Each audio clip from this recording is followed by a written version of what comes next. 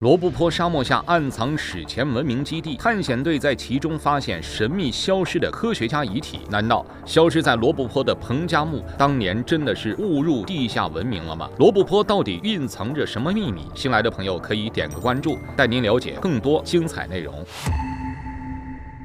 故事出自一本名为《新疆探秘录》的书，此书涉及多个关于新疆的未解之谜，其中就包括地下文明基地。说是新疆的惊世研究员袁森和拉木想要探寻吐鲁番地区的古代历史和灿烂文明，种种资料表明，揭开文明秘密的钥匙就在神秘的罗布泊。在这里，一位老人告诉他们，罗布泊深处有一座伊比利斯魔鬼古城，如果能找到它，或许可以得到很多线索。于是两人组织了探险队，开始前往罗布泊深处。不久后，他们在这里找到了一座非常小的废弃古城遗址，城墙看起来竟然十分完好。袁森下意识去触摸古城，结果他的手竟然直接穿过了城墙。原来这个古城遗址竟然是虚幻的存在，只不过看起来是那么真实，袁森也搞不清楚其中原理。在遗址中寻找了很久之后，他们也没能够找到更多的线索，只能暂时放弃这里，继续前行。继续走了一天后，他们突然遭遇了沙尘暴，在漫天沙尘的袭击下，几人掉进了一个沙坑，竟然一路向下滑进了一个奇异的山洞中。袁森摸了摸地上，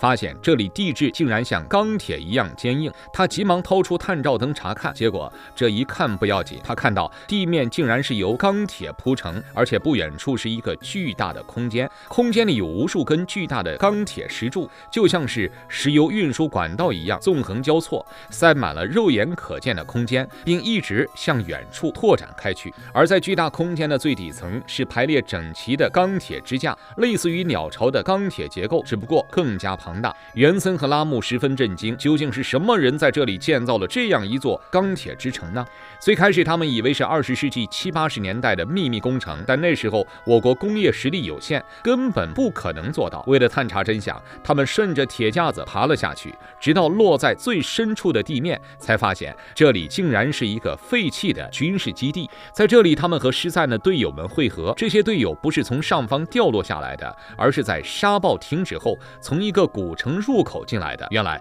这个古城就是老人口中的伊比利斯魔鬼古城。据说这个古城和古楼兰国有关，楼兰国曾经是这里最灿烂的文明，只不过不知道出于什么原因，最终消失在历史长河中。魔鬼古城中就藏着楼兰灭国的秘密。随后他们开始在古城中探索，穿过重重铁门后，他们来到另一个巨大空间，这里到处都是泛着黑色金属光泽的机器，这些机器呈回字形排列，而回字形的中间位置有一个非常深的空间。几人研究后认为，这里或许是一个航空发射基地，回字形中间位置就是发射火箭所用。不过这还不是最让他们吃惊的，因为他们在这里竟然看到了一个熟悉的人。罗布泊真的是史前文明的入口吗？探险队在罗布泊地下发现航空发射站，最诡异的是，这里还躺着一具穿着中山装的干尸。前面说到，新疆惊世研究员袁森和拉木带领探险队在罗布泊地下找到了伊比利斯魔鬼古城，这里似乎是一个军事基地，还有航空发射站。就在众人震惊不已的时候，他们发现不远处的木墩中间竟然有人在看着他们。这个人穿着黑色的中山装，戴着一副眼镜，坐在那里一动不动，大家都十分惊骇，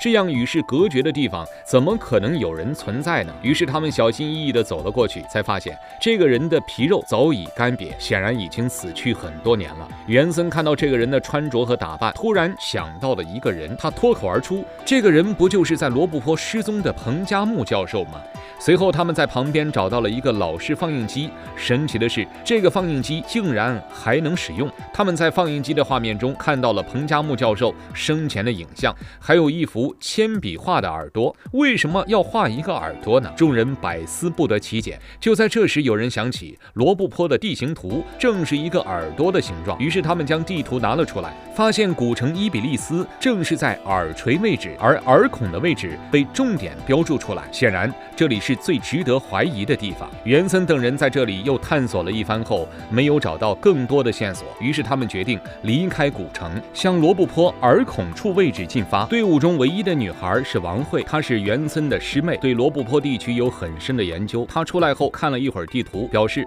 耳孔的位置是克拉库顺，这里是罗布泊最神秘的地方。关于克拉库顺，王慧跟大家讲了一个非常神秘的传说。据说在20世纪，有一个名为斯坦因的外国探险家，他在伦敦地区发现了一个彩塑棺材，棺材样式像一个独木舟，非常奇特。斯坦因将棺材打开后，发现里面有一个奇怪形状的尸体，尸体有一个躯干，但却有4手4脚。这并非斯坦因第一次见到4手4脚怪，此前他在火焰山下的壁画上就见到过4手4脚怪，还有一张怪物蜕下的皮。这些怪物被且利人奉为神明，据说他们有一身异能，可以飞檐走壁，神通广大。后来斯坦因找到的这个彩棺，在一个沙尘暴的夜晚不翼而飞，只留下了一个羊皮纸。通过翻译羊皮纸上的文字，斯坦因后来又到南疆地区，才解开了4手4脚怪的秘密。原来当年且利人被高仙芝屠杀殆尽，一小部分幸存者准备逃去罗布泊，另一部分则跟随逃难的国王去了阿尔泰山。前往罗布泊的幸存者中就有4手4脚怪，他将一个神秘铁箱子送到罗布泊后，选择返回，结果死在沙漠中。后来且利人将其用彩棺安葬，1000年后被斯坦因发掘出来。到这里，4手4脚怪的身世已经揭晓，但他不惜以身犯险护送的神秘箱子，这里面又有什么秘密呢？至今不对游客开放的楼兰古国遗址藏着什么秘密？作为西域36国名气最大的国度，楼兰又是怎么消失的？一支探险队在罗布泊的深处看到了一面奇怪的壁画，或许正藏着罗布泊的秘密。新疆经史研究员袁森和拉木组织探险队，准备揭开楼兰古城的秘密。他们从伊比利斯魔鬼古城离开后，便准备前往罗布泊耳眼位置，也就是克拉库顺地区。虽然在地图上耳眼只是一小块区域，但来到克拉库顺后，他们发现耳眼处也十分广阔，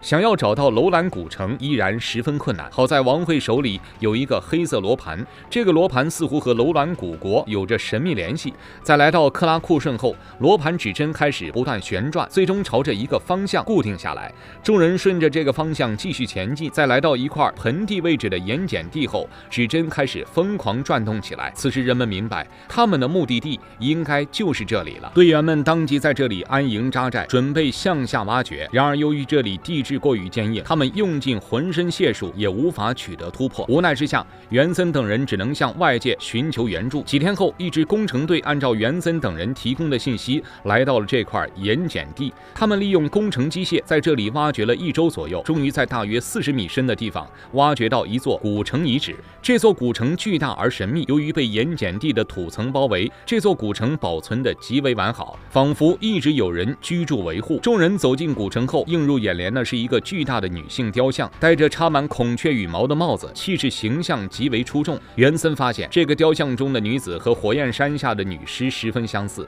想来身份一定极为尊贵。随后他们继续前行，在某处壁画上发现了4手4脚怪，还有且利人铁甲骑兵冲锋的画面。当然在壁画附近还有很多的古文字，虽然大部分文字都需要回去慢慢研究，但通过可以识别的文字，他们已经断定这里就是楼兰古城的附属城市，而那巨大的女性雕像或许就是楼兰古国的最后一任女王。众人在这里探索了数日后，才回到了文明社会之中，其中的文字资料被古文字专家带走破解。1个月后，相关破译信息传回，人们才知道其中的秘密。原来当年楼兰古国爆发奇怪瘟疫，女王只能带领国民迁移到这座附属城市，可惜这里也没能躲过瘟疫。很快附属城市的人也开始患病，并变成4手4脚的怪物。女王认为导致这场瘟疫的原因或许是楼兰国的2件不祥宝物。为了让楼兰人继续繁衍下去，女王决定带着宝物离开这里。于是她命人打造了2口铁箱子，